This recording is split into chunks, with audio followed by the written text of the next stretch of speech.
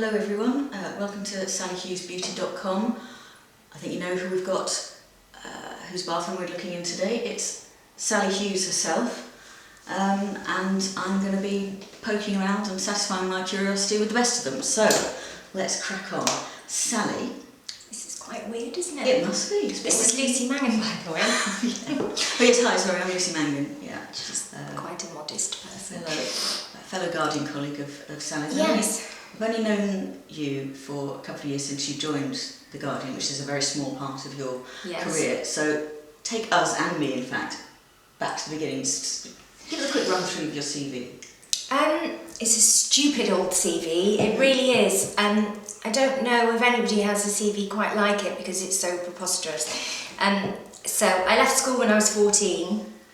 I'm from Wales, I'm from South Wales, and I decided to run away from home. For many ludicrous reasons, and when I moved to London I couldn't get a job because it was either not legal or people couldn't insure me as a member of staff and so on, so there was no way I was going to get a job. I didn't even have a national insurance number, I don't think. So I was out one night with my step uncle and we were in a bar called Fred's in Soho. I looked quite old for my age. This is shaping up to be a very sad story. I was in a bar called Fred's in Soho. I looked quite old for my age and I was quite sort of, dressed up. And he introduced me to a friend of his called Pearl, and Pearl's real name was Lynn Easton, and she was quite a big makeup artist at the time. Can I just stop you there for 1 second?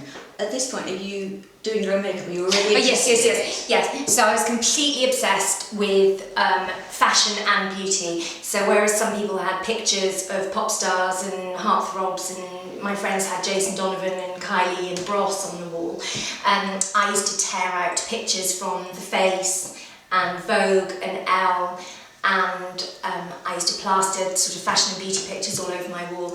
Plus I was obsessed with Just 17, this amazing magazine, and I had learnt a lot from that.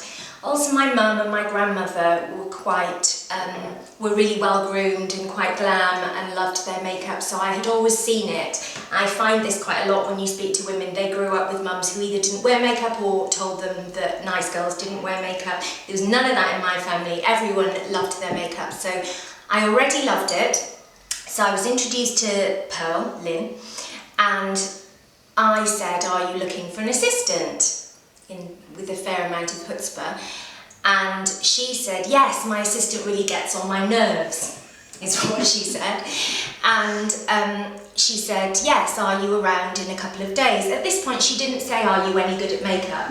But I assumed that she thought my asking meant that I had sort of reasonable knowledge. So I said, yes, great, I'm around in a couple of days. So my first ever job was 2 days later I was first makeup assistant on a commercial for Lindt chocolate to be aired in Japan and Hong Kong, I think. And I got there with this really kind of crappy kit of just my personal makeup and some dodgy brushes. So what have you got in this case? Is it all just Rimmel and Constance Carroll, or you've done a bit better than that? No, I've done better than that because although I love Rimmel, I do really love Rimmel, but there was quite a lot of luxe makeup because I had been so obsessed that I had A, stealen things from my mum, B, stolen things even, B, stolen things from my brother's girlfriend Claire, who loved skincare and makeup and so on, but also I would save up my £10 a month allowance to buy something from the Clinique counter, and I would do this all the time.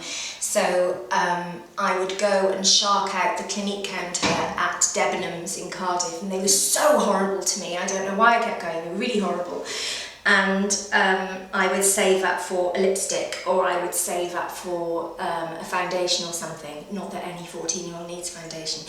And my brother as well had given me a red Clinique lipstick for Christmas one year and a No. 7 eye palette and stuff. So I sort of amassed quite a lot of makeup for a young girl. And so I took all this and I kind of borrowed bits and pieces from my boyfriend's flatmate, and I turned up with this slightly crappy kit, but of course she had everything, she had every foundation colour and so on. And when I got there were 40 extras in the video, and they all had to look like icons of the past century. So there were loads of them dressed as Marilyn Monroe, and James Dean and Jane Mansfield, and sort of at that age trying to work out the difference between Jane Mansfield and Marilyn Monroe, quite difficult. And there were 40 of them, and as first assistant you do loads and loads and loads of the grunt work. At this point, are you crapping yourself, or are you going, yeah, come to mama?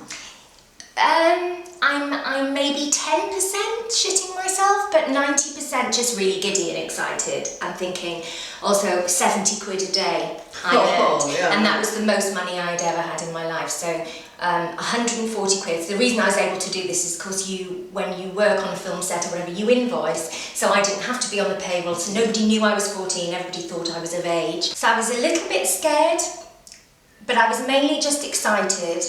But I did work incredibly hard, and I got told off a couple of times. She told me off rightly because we were doing the Marilyn Monroe extras, and she showed me how to do it, sort of crease like a brown, like a taupe crease and a gold shimmery shadow and everything. And I went to do my own, and I had it in my head that I'd seen pictures of Marilyn Monroe with a grey crease. Totally hadn't. It is taupe. She was absolutely right. Anyway, I took it upon myself to do it in grey, and she had a go at me. She said, it looks really grey, it's not meant to be grey, and she was absolutely right.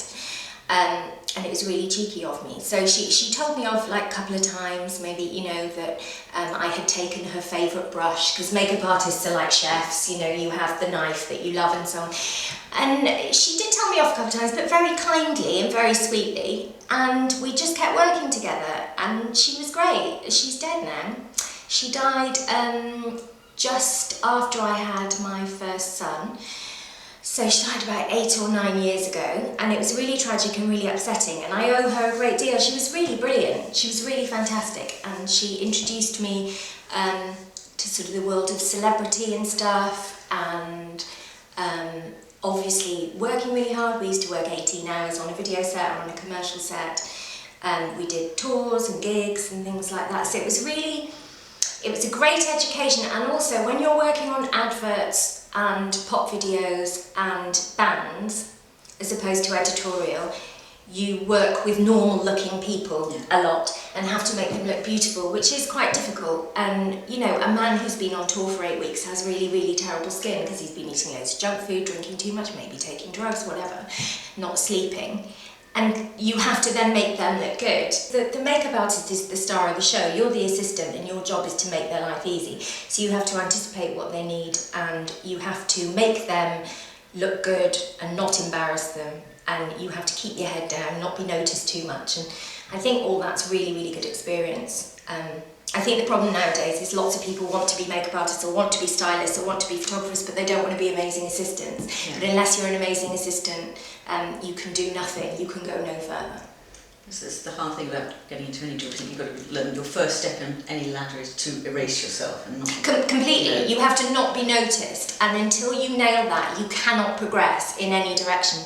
I was never going to be a great makeup artist, no way, but if you look at the great makeup artists, you know, Charlotte Tilbury and Pat McGrath and Tom Pichot and Dick Page, they were all assistants, they were all amazing assistants, and at one point or another they kept their heads down and worked really, really hard and understood that someone else knew better than them. I became an assistant makeup artist because I had to and I loved it, but there was never any doubt in my mind that I was going to be a writer, and I was always an ambitious person. So I went and studied journalism, and then I got a work experience gig at Loaded magazine in the mid-90s, and I went in, and this is the assistant thing again, I went in for my job interview and none of them were there. They were all hungover from the night before and they hadn't turned up for work. So I sat there for about 2 hours and the PA came round and said, oh, they should be here in a minute, I'm so sorry. So I sat in the fashion cupboard. It was a work experience gig in the fashion department.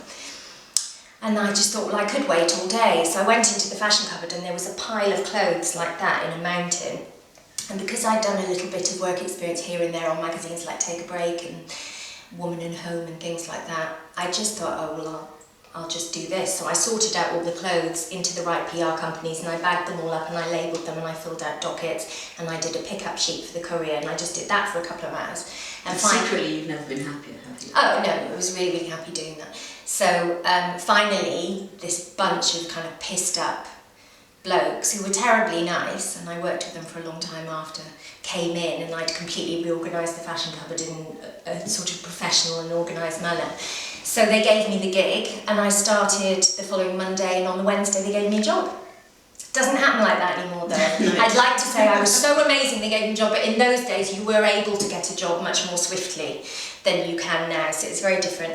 So I worked there for 2 years perhaps, and then I won the Jasmine Award, which is a journalism prize that's awarded by the perfumery industry. I'd written something for Loaded Fashion, which was our spin-off magazine about men's fragrance, and I won an award for that. So at the award ceremony, lots of other editors said, oh, we really like that piece, would you like to write for us? So based on that, I went freelance. And then after that, I was just a freelance features writer and interviewer for a very long time for all the women's glossies. And then I became a columnist, mainly writing in the first person for women's magazines about all sorts of things, politics and feminism and style and parenting or whatever. And then about 3.5 years ago, I got the Guardian column because I had said what a wasted opportunity it was on Twitter, and the editor had read it. And she contacted me and said, do you think you can do better? So I went in and I said, yes, as a matter of fact, I do. So she got me to write 6 trial columns and make a trial video, which I did, and they gave me the job about, not immediately, about 2 months later. And of course now you're doing the book, you've got the book.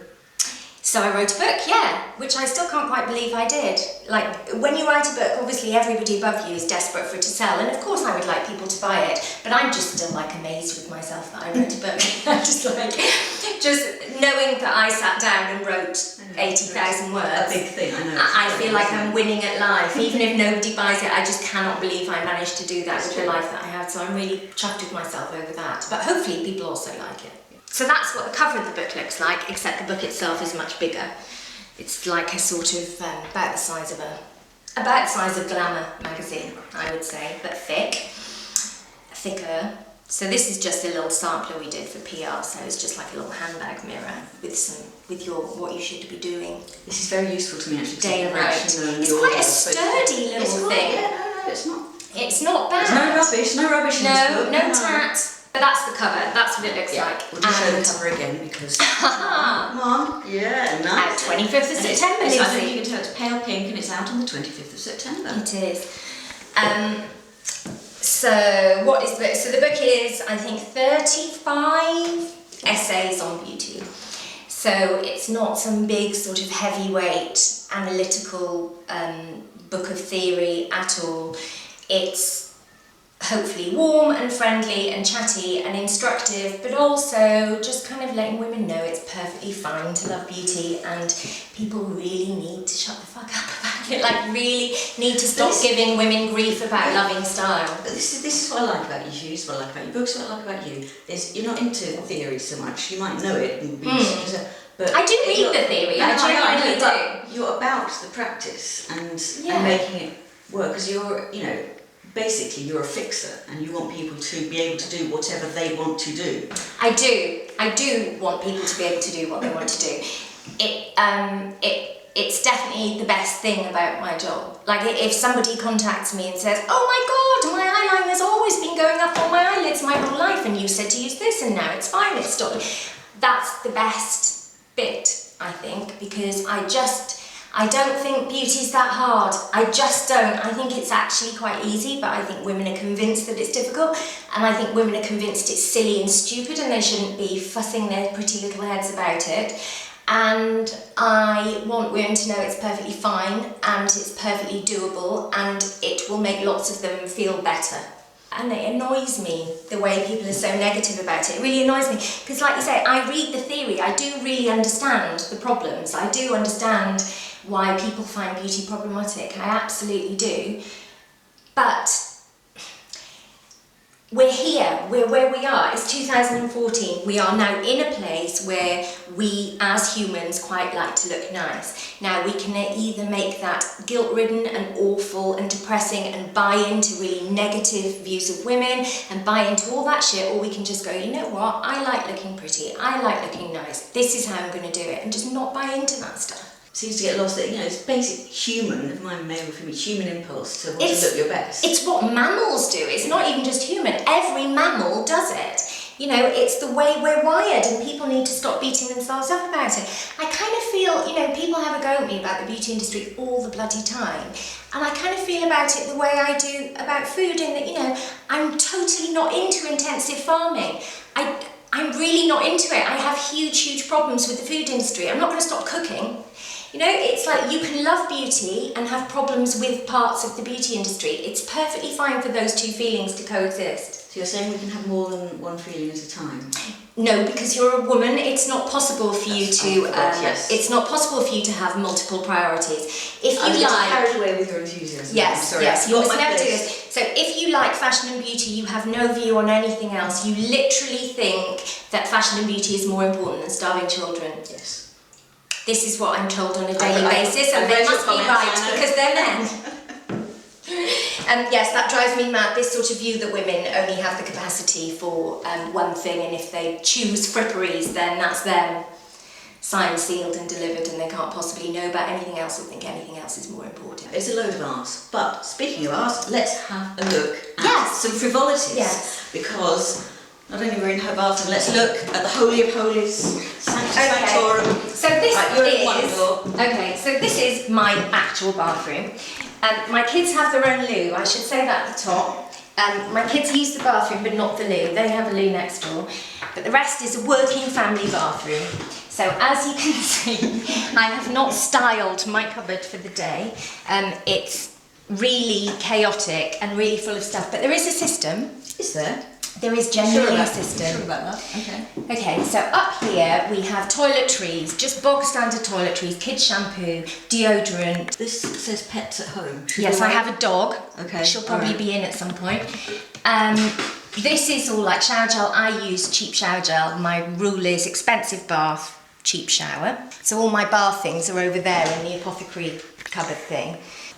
So this is like the bog standard toiletries, things I need: toothpaste, deodorant, Elnet, and of course the Joan Collins beauty manual, which every home needs. You've met her, of course. No, so let me tell you about this. I have met her and she's amazing, but she didn't give this to me. My son found this in a charity shop and bought it for my birthday for £2. Down here is product. Now, a lot of this product Never mind product, let me hold it. This is... Talk to me about storage. You like storage, don't you? This is Muji. Yeah, see, here are the toothbrushes. This is how chaotic it is, just bung them in there. So, this is all from Muji. I decided, not that long ago, earlier this year, to sort things because the situation was becoming out of control. And I got my Dymo labeler, which was also quite pleasing. So, these are things that I either love and always come back to, or they're things I am testing that have graduated beyond one use. Right. So when things come in, if I'm working on a column appropriate to them, I test them. Mm-hmm. If I hate them on the first use, i.e. if they peel off when you put your makeup on, if they sting, if they make my eyes water, if they just do bugger all when they're meant to have an immediate effect, I get rid of them. If I like them beyond one wear, they move up here. Okay. But also mixed in with these are things that I just love and will always love. So, blue orchid oil. So here we have facial oils. I love an oil, so that's Sunday Riley Artemis. You can see that really did graduate quite beyond. And more Clarins and Sisley. This is one I'm testing at the moment. This is Colbert MD from Space and K. These are the sunscreens. So a lot of these I was testing for a column. These are, I like all of these because they made it upstairs, but these are two of my favourites, which are Zellens and SkinCeuticals, I think is in there. So then Serums, which is, as you can see, just too full. I need a new container. So Serums, more Colbert MD, more Sunday Riley, Vichy. This is not very expensive and it's so good. It's so good. I really recommend it for dehydrated skin.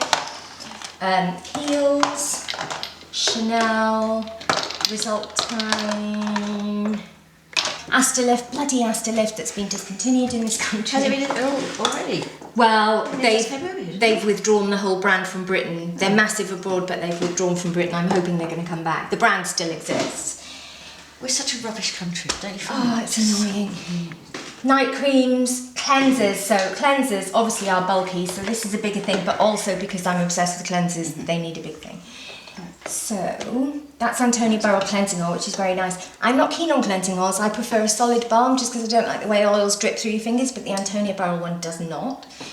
Clarins cleansing milk. I should say that this is one of the first ever premium skincare. I think it might have been the first ever premium skincare product I ever owned when I was about 13, and I still love it. It's still a bloody brilliant product. Nivea eye makeup remover, which is marvellous. Oh, then Avène micellar lotion. I always have a micellar lotion, always. What do you do if you don't like something? Do you ever come out and say, or do you just concentrate on the positive stuff?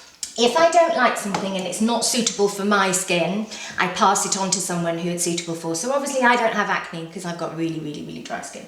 So if something's for spots, I will test the consistency, but I can't really do much more than that. So I will hand it over to somebody on my forum or to a friend or somebody more suitable, and they will test it. And I will typically do that with 2 people. And then if that goes well, then I'll start thinking about including it. If I hate something, I just ignore it in print. I just think I have so little space, I can't be asked to take it up slagging things off. I'm just essentially quite positive. I'm presuming there are very few things that actually come to the market that you can just tell are going to be rubbish for everyone and never do what they say. I will normally give them a bit of a whirl, unless their claims are ludicrous. I think if their claims are ludicrous, then on principle I just say no. I'm not going to do it. Like I would never test a cellulite cream. No bloody point, it's a load of old balls. So, the other reason I don't slag things off is because what I might hate might be great on someone else. And there's a really good example I can think of. There's a product called Hydroluron that everybody loves. Loads of my readers love. Friends in the industry love. I just don't get it. I do not get it. I've tried and tried and tried it, and What's it meant to do? What is it? It's meant to hydrate dehydrated skin. I have dehydrated skin. It does absolutely nothing for me. However, I know so many women for whom it's been a game changer that I just have to accept it's not for me. That doesn't make it a bad product. It's probably a very good one. It's just not for me. You don't need an expensive eye makeup remover. That's a Ren one, look, that's pretty much finished. You should always have one of these in case you're drunk or too tired to cleanse. You can keep it next to your bed with cotton wool, then literally all you have to do is brush your teeth, then you can get into bed and cleanse in bed. These are masks, various ones I'm testing, these kind of disposably ones I'm testing at the moment. Sisley make the best masks, they're amazing. So I've got 2 Sisleys in there. This Aveda Intensive Hydrating Mask is such an old product, it's been around for about 15 years and it's genius still.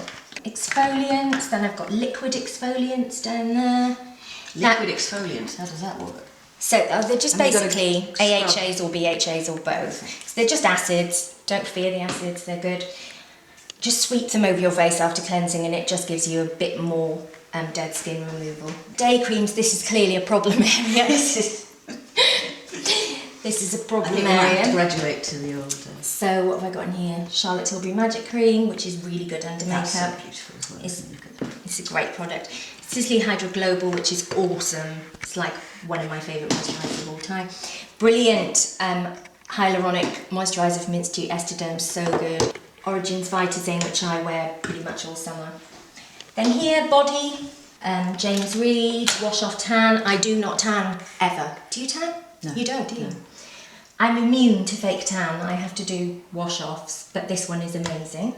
Deodorants, Footner. You gotta get there. Have you tried Footner? Is that what? The socks you put on that become so disgusting that it's the best day of your life. Spare toothbrushes, just various bits of crap. Then like horrible men's stuff. I like more brace, anti-back.